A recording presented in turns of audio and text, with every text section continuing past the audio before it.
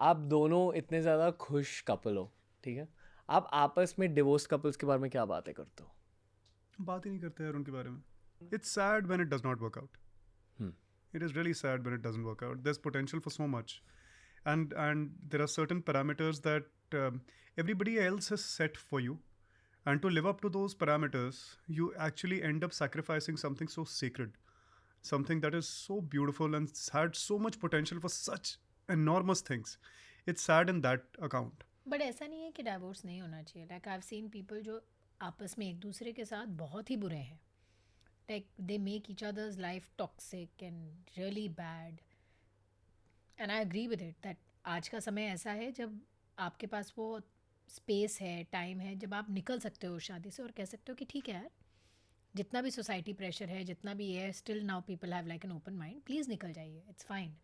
I mean, in genuine cases, you understand the need for divorce, but in the cases where it's fleeting or for really superficial reasons, आपको ऐसा लगता है यार कि क्यों किया?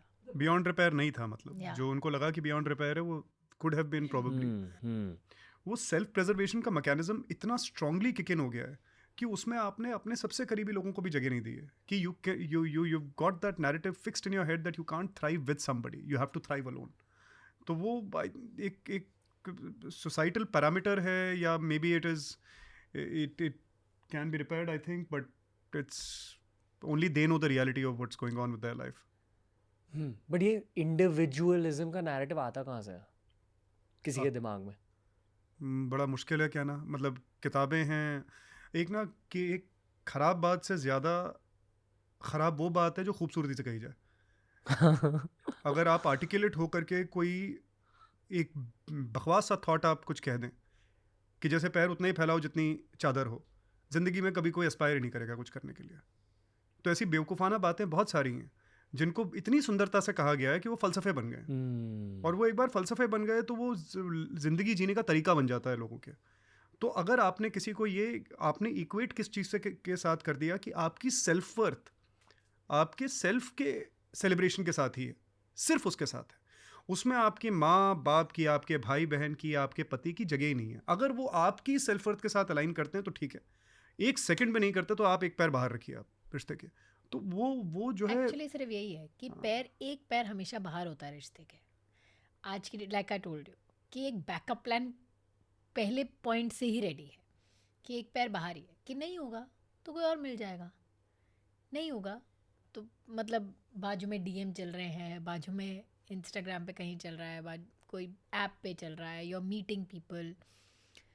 ऐसा नहीं है कि जो लोग कमिटेड हैं वो लोग दूसरे लोगों को देखकर ये नहीं सोचते अरे यार ये कितने सुंदर है, या उनका कोई क्रश नहीं डेवलप होता या वो नहीं होता. बट यही तो फ़र्क है ना इंसान और जानवर में, कि हम कंट्रोल कर सकते हैं अपने इमोशंस को और कह सकते हैं कि नहीं यार ये हमारा कमिटमेंट है, this is also sort of commitment in one sort of way.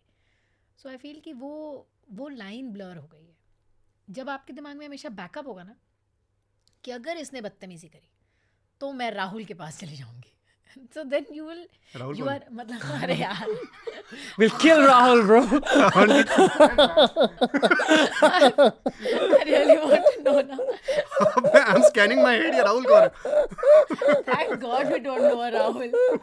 Imagine otherwise. The Rahuls coming up on the DMs. No. You get my point. Like Rahul, I'm saying because I love Shah Rukh Khan and because he's Rahul in most of his films. So Rahul, Raj, like that. Computer like, generated name. Yeah, हाँ, like ये he's like my first your go to name is Rahul or Raj. Yeah, like my go-to love name is Rahul. कि शाहरुख खान ही आ जाएगा अभी. So like that, like कि राहुल ये कर देगा. So you're always waiting for that opportunity for the other person to do something wrong. अभी उसने किया नहीं कि हम निकल लिए, कि मुझे तो पता ही था कि होना है. मतलब you are waiting for that opportunity sometimes. And जो दूसरा बिल्कुल अलग जोन है वो ये है कि टॉक्सिसिटी इतनी सह लेंगे कि आपको लगेगा कि भाई आज के ज़माने में इतनी टॉक्सिसिटी कौन सहता है. वो भी लोग हैं और वही वो दिल तोड़ आशिक है जो नीचे कमेंट करेंगे कि ऐसी सब लड़कियां नहीं होती, ऐसे सब लड़के नहीं होते, सब रेड फ्लैग है, कोई ग्रीन फॉरेस्ट नहीं है. वो भी है बेचारे. So both extremes are there. But I feel the बीच वाला एक वो था जहाँ पर आप कहते हो सेटल होना है, एडजस्ट करेंगे, उसकी कमियों को नज़रअंदाज करेंगे, अपनी कमियों को नज़रअंदाज, वो वाला निकल गया थोड़ा सा। आई थिंक कहाँ से आता है, वही जहाँ से हमेशा आता है, फिल्में, किताबें, पोइट्री। आप आड़ी टेढ़ी थॉट्स डाल दो उसके अंदर, वो फिर एक नया नज़रिया बन जाता है, कुछ सालों तक वैसे चलता है, फिर उसके बाद कोई आकर के उस थॉट को बदलता है और एक नया थॉट चलता है, इट्स अ साइकिल हो जाएगा। मतलब अभी थोड़ा चल रहा है, but things are changing also. There are certain people that you look at and they have a beautiful equation among themselves, with their families, with their children. I think what goes around comes around. The kind of relationships you saw your parents having, Yes. such, so, you know, and not that they never got angry at each other or they never disagreed with each other, but they stayed on. I really feel that there is a lot of respect that they share, even if they don't articulate it many times. Today we are more articulate, so I maybe articulate it a lot to Sargun. I tell her all the time. Maybe they don't. Our parents never used to tell each other that in as many words, but there was a lot of respect. That respect held them back. The novel part of it was over. Today, I think people want the novelty to last forever, which by its very definition, it cannot. It cannot. It is going to expire. So when that novelty expires, whatever stays is what you have. And if you have it from the very first day, it is going to last till your last day. अब list out कर सकते हो कि वो क्या क्या चीज़ें हैं? यार इज्जत है पहले तो एक दूसरे के लिए, एक दूसरे के एट्रीब्यूट्स के लिए। मैंने हाल ही में एक, मतलब मैं सरगुन के बर्थडे पे जनरली मैं लिखते लिखते थोड़ा इमोशनल हो जाता हूँ, तो मैंने एक बात लिखी थी that love is blind but respect is not blind. Respect has peripheral vision and binocular vision all at the same time. It has a 20/20 vision. It sees everything. Every single, when you see your father or anybody in your family whom you really, really love, maybe on a day get high on alcohol and behave in a way that is not to your liking, or that is not an attribute you really like, you will still love your parents, your family members, but that day the respect takes a little bit of hit, you know. So to be respected, you really have to be on, you really have to strive at least to be a fantastic human being, So that I feel that is the one solitary parameter that I feel can really keep people together. And not just personally as a husband and wife, as a boyfriend, girlfriend, but also professionally. The moment after a point of time आपको लगे कि यार ये तो sly चीज़ें करता है, underhanded चीज़ें करता है professionally, after a point of time people would want to find their way to disassociate. Human dynamics में सबसे ज़रूरी चीज़ इज्जत है, बस, और कुछ है ही नहीं। All human equations. That's it. हाँ, love will last, keep you together, but I think सिर्फ प्यार तो मुझे लगता है सिर्फ, मतलब प्यार जो होता है ना, कि प्यार वाकई में अंधा ही होता है, वो सिर्फ आपकी अच्छी बुरी हर चीज़ के साथ होता है, मगर रिस्पेक्ट अच्छी चीज़ों के साथ होती है, अच्छे एट्रीब्यूट्स के साथ में होती है।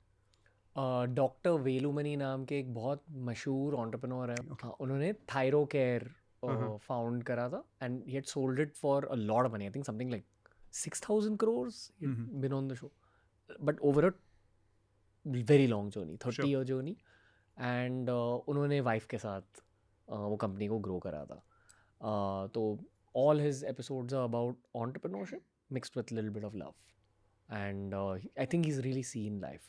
उन्होंने एक बहुत कूल चीज़ कही थी, कूल नहीं, आई डोंट नो, इंटरेस्टिंग चीज़ कही थी जो मैं एक्चुअली समझा नहीं हूँ, और शायद मैं इस चीज़ को समझूंगा 2065 में।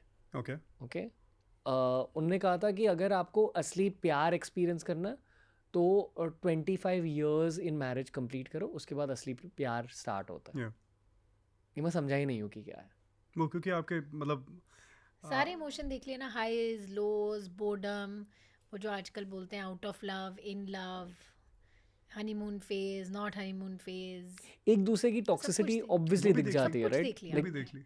And I think the point of marriage is to be in love with the worst aspects of the other. Yes, that's it. That is what, yeah, that's it. यही है 25 years का लॉजिक। सब देख लिया आपने, उसके बाद भी मतलब ये आप इसलिए नहीं हो उस इंसान के साथ क्योंकि आपके पास कोई ऑप्शन नहीं है, आप इसलिए उस इंसान के साथ हो क्योंकि आप किसी और के साथ रहना नहीं चाहते। सो मुझे शायद 25 साल की आपको ज़रूरत ना पड़े, शायद आपको पहले दिन पता चल जाए। इन सब चीज़ों में कोई ब्लैंकेट रूल तो होता नहीं है। Everything is up to the person. I can't believe I'm bringing this in because this is too kind of spiritual for a podcast episode, which is not spiritual. This is spiritual. फिर भी चलो, मैंने एक चीज़ कही थी एक episode में, I heard it while I was travelling, मेरे साथ रह गई.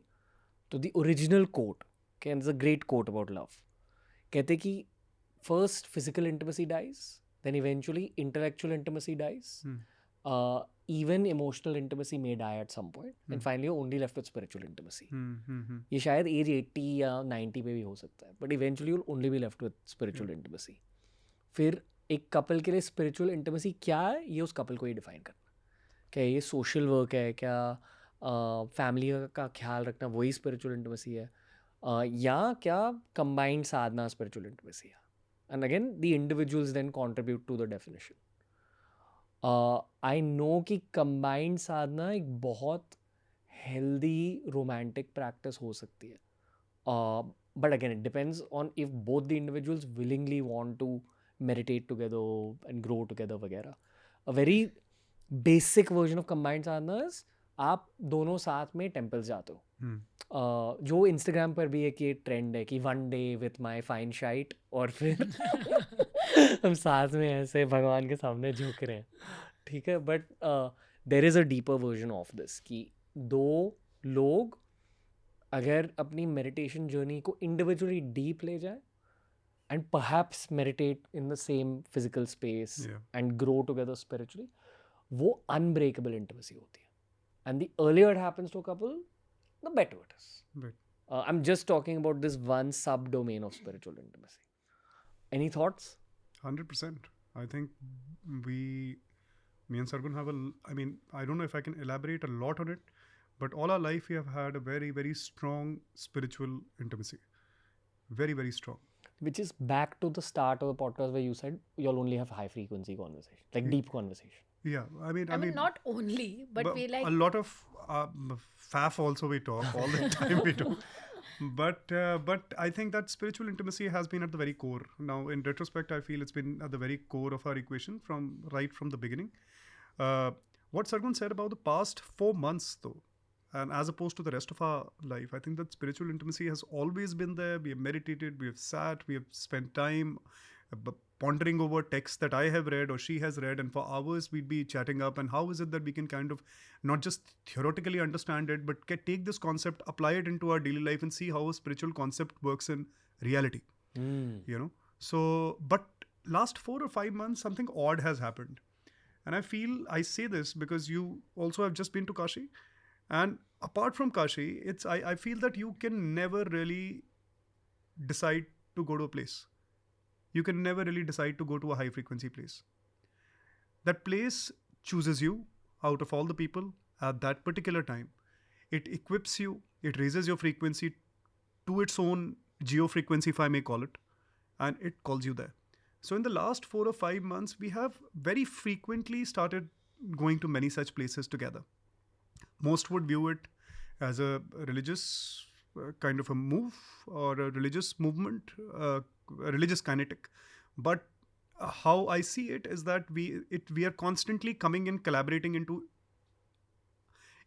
a collective frequency, and therefore we are being called there. We spend a lot of time there. We sit in silence there, and we are communicating at a non-verbal kind of a space. Sometimes me and Sargun are not even talking to each other. We are walking for hours in that space, and something is happening.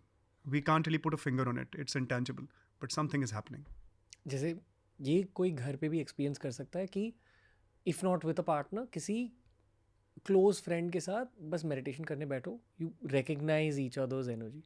I think it's a version of this that you are saying. Probably. कि you recognize each other's spiritual energy, which gets enhanced in these locations. In these locations, though, it gets catalyzed. The rise and the feeling that you have is exponential. You're not progressively rising to it. What you come back with is incredible.